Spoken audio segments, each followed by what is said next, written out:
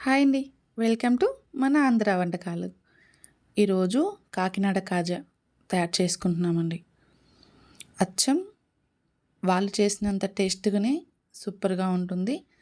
Video skip చేయకుండా చూడండి. Video చాలా బాగుంటుంది. చూడండి, జ్యూసీ జ్యూసీగా, లేయర్ లేయర్‌గా ఎంత బాగుందో కదా! చూస్తుంటేనే నోరు ఊరిపోతుంది. అంత బాగుంటుంది టేస్ట్ గాని.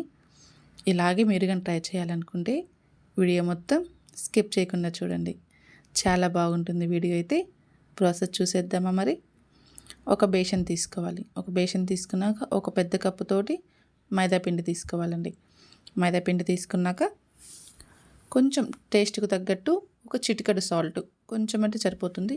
ఒక చిన్న స్పూన్ తోటి వంట సోడా గాని వేసుకోవాలి. వంట సోడా వేసుకున్నాక ఇక్కడ మనం నెయ్యి వాడాలండి. ఖచ్చితంగా నెయ్యి వేసుకోవాలి. నెయ్యి లేకపోతే మనకు కాజాలకి టేస్ట్ అనేది రాదండి. ఆ క్రిస్పీనెస్ అనేది అస్సలు రాదు. మనం తీసుకున్న ఒక కప్పు మైదా పిండికి 7, 8 స్పూన్ల నెయ్యి అయితే సరిపోతుంది.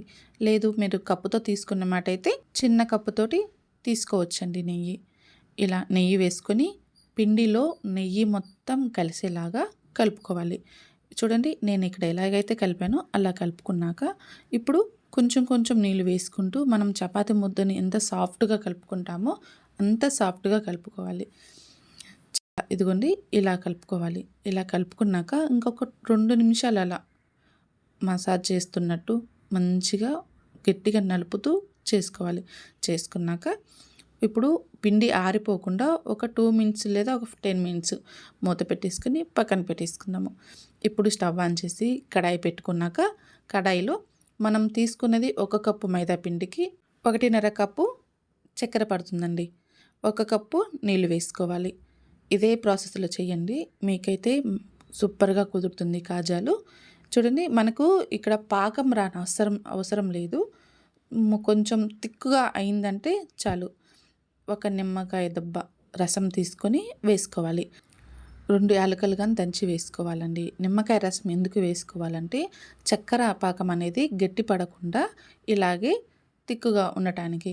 మనకు చూడండి, చక్కెర అనేది రెడీ అయిపోయింది. పాకం అనేది తిక్కుగా ఉంది కదా! జిగురుగా ఉన్నప్పుడు మనకు సరిపోతుంది. మనం ముందుగా కలిపెట్టుకున్న పిండి ఉంది కదా! మంచిగా సాఫ్ట్‌గా నానిపోయిందండి. ఇప్పుడు చపాతీ బండలా ఉంటుంది కదా! మన గ్యాస్ బండ మీదైనా చాదుకోవచ్చు. గ్యాస్ బండనే కంఫర్ట్‌గా ఉంటుంది. పెద్దగా చాదుకోవచ్చండి. కొంచెం పొడిపిండి మైదా పిండి తీసుకొని మనకు వీలైనంత వరకు ఎంత పెద్దగా చాదుకోవాలనుకుంటున్నారో అంత పెద్దగా పిండి మొత్తం పతలాగా చాదుకోవాలి. పెద్ద చపాతీ పరటలాగా. మనము ఇంత పెద్దగా చాదుకుంటే అంత మంచిగా కాజాలు వస్తాయండి. పతలాగా లేయర్ లేయర్‌గా వచ్చేస్తాయి. చూడండి, నేను తీసుకున్న పిండికి నాకు ఇంత పెద్దగా వచ్చింది పిండి. చాదుకున్నాను. ఇప్పుడు పైనుంచి 2 స్పూన్ల నెయ్యి వేసుకోవాలండి.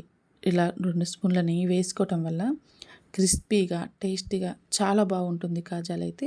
నెయ్యి వేసుకున్నాక ఇలా చేతితోటి నెయ్యి మొత్తం అప్లై చేసుకోవాలి ఇలాగా.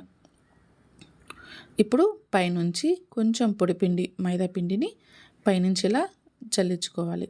ఇలా చల్లుకోవటం వల్ల మనకు లేయర్స్ అనేది అంటుకోకుండా మంచిగా లేయర్ లేయర్‌గా వచ్చేస్తాయి. ఇప్పుడు చూడండి, నేను ఎలాగైతే మడత పెడుతున్నానో అలాగే ఫోల్డ్ చేసుకుంటూ మొత్తం లాస్ట్ వరకు ఫోల్డ్ చేసుకోవాలి. ఇలా మొత్తం ఒకటే లెవెల్‌లో ఫోల్డ్ చేసుకోవాలండి. ఇలా సమానంగా ఈక్వల్‌గా ఫోల్డింగ్ చేసుకుంటూ పోవాలి. చాలా బాగుంటుందండి కాజాలైతే. మీరైతే ఖచ్చితంగా ట్రై చేయండి. ఇదిగో మొత్తం ఇలా చేసుకున్నాక ఇప్పుడు ఒక చాకు తీసుకొని మీరు ఎంత పెద్దగా చేసుకోవాలనుకుంటున్నారో కాజాలను అంతే సైజులో కట్ చేసుకోండి. చిన్నవి కావాలా, పెద్దవి కావాలనేది అది మీ చాయిస్. నేనైతే ఇక్కడ అన్నీ ఈక్వల్‌గా సమానంగా కట్ చేస్తున్నాను. ఇలా కట్ చేసుకున్నామంటే మనకు కాజాలన్నీ ఒకటే లెవెల్‌లో వచ్చేస్తాయండి. చూడండి, లేయర్ లేయర్‌గా ఎంత బాగుందో కదా! లైటింగ్‌కి కనిపించట్లేదండి. లేయర్స్ అని మంచిగా కనిపిస్తుందండి. మీకు కానీ కనిపిస్తుంది కదా! ఇదే ప్రాసెస్‌లో చేయండి. మీకైతే ఖచ్చితంగా సూపర్‌గా కుదురుతుంది. అన్నీ ఇలా కట్ చేసుకున్నాక మనకు కాజాలకి కొంచెం పొడిపిండి వేసుకుని చపాతీ కర్ర ఉంటుంది కదండి, అది తీసుకొని ఇలా కొంచెం ప్రెస్ చేసుకోవాలండి. ప్రెస్ చేసుకోవటం వల్ల మనకు కాజా అనేది కొంచెం పెద్ద సైజుగా వస్తుంది. లేయర్స్ అనేది మంచిగా కనిపిస్తుందండి. మంచిగా మనం డీప్ ఫ్రై చేసుకున్నప్పుడు లేయర్స్ అనేది మంచిగా వచ్చేస్తాయి. ఇక్కడ స్టవ్ ఆన్ చేసి మళ్ళీ నేను ఆయిల్ పెట్టాను. ఆల్రెడీ పక్కన పెట్టేస్తున్నానండి. ఆయిల్ కానీ హీట్ అయిపోయింది. ఆయిల్ అనేది మనకు మీడియంలో పెట్టుకోవాలండి. గ్యాస్ని ఫుల్గా పెట్టుకూడదు. ఫుల్గా పెట్టేసామంటే ఆయిల్ మొత్తం హీట్ అయిపోయి మనకు కాజాలు అనేది పైన మాత్రమే ఫ్రై అవుతుంది, లోపల ఫ్రై అవ్వదండి. ఇలా మీడియంలో పెట్టుకొని ఫ్రై చేసుకోవటం వల్ల కాజాలు అనేది లోపల లేయర్స్ మొత్తం ఈక్వల్గా మంచిగా ఫ్రై అవుతాయి. ఇలాగా వాటికై అవే నూనెలో వేసినప్పుడు పైకి తేలేంత వరకు కదిలించకుండా ఉండాలండి. అప్పుడు మనకు కాజాలు అనేది మంచిగా ఫ్రై అయినట్టే. ఇలా 2 మినిట్స్ ఫ్రై చేసుకున్నాక 2 సైడ్స్ మొత్తం తిప్పుకుంటూ ఫ్రై చేసుకోవాలండి. చూడండి మనకు కాజాలు అనేది మంచిగా ఫ్రై అయిపోయింది. బ్రౌన్ కలర్ వచ్చేసింది కదా. ఇప్పుడు ప్లేట్లోకి తీసుకేసుకుందాము. ఇలా 1 బై 1 అన్ని ప్లేట్లోకి తీసుకొని పక్కన పెట్టుకోవాలి. మనం ముందుగా చక్కెర పాకం అనేది రెడీ చేసి పెట్టుకున్నాం కదా. అదే చక్కెర పాకంలో ఇప్పుడు మనం చేసుకున్న కాజాలను ఇలా చక్కెర పాకంలో వేసుకున్నాక గిరట తీసుకొని మొత్తం అటు ఇటు తిప్పుకుంటూ కొంచెం ఒక 2 మినిట్స్ అలా కలపాలండి. అలా కలిపామంటే మనకు చక్కెర పాకం అనేది కాజాలోకి వెళ్ళి జ్యూసీగా మంచిగా టేస్ట్గా ఉంటుంది. ఇలా కలుపుకున్నాక 2 మినిట్స్ అలా పక్కన పెట్టేయాలి. ఇంకా వదిలేయాలి. వదిలేసామంటే షుగర్ పాకం ఉంది కదా, చక్కెర పాకము, అది మొత్తం మంచిగా పట్టేస్తుంది. చూడండి మనకు 2 మినిట్స్ తర్వాత చక్కెర పాకంలోంచి మనం కాజాలు అయితే తీసేసుకోవాలి. ఇంకా ఇలా చూడండి ఎంత బాగుందో కదా. లేయర్స్గా మంచిగా కనిపిస్తుంది. మీరు కానీ ఇలాగే ట్రై చేయండి. మనము ఇలాగే చేసుకున్నామంటే పండగలకి, ఫంక్షన్లకి మనము ఎప్పుడెప్పుడు ఆర్డర్ ఇచ్చుకుంటూ తెప్పించుకుంటూ ఉంటాం కదా, అలా అవసరం లేదండి.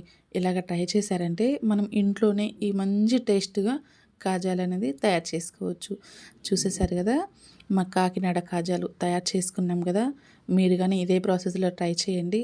సూపర్గా కుదురుతుంది. మీకు నచ్చితే ఒక చిన్న లైక్ చేయండి. చూడండి జ్యూసీగా ఎంత బాగుందో కదా. ఇదే ప్రాసెస్లో మీరు ఖచ్చితంగా ట్రై చేయండి. చాలా అంటే చాలా బాగా కుదురుతుంది. చేశాక మీకు ఎలా కుదిరిందో ఖచ్చితంగా కామెంట్లో తెలపండి. లైక్ చేయండి, షేర్ చేయండి. ఇలాంటి మరిన్ని వంటల కోసం మన ఆంధ్ర వంటకాలను సబ్ చేసుకోండి. Thank you.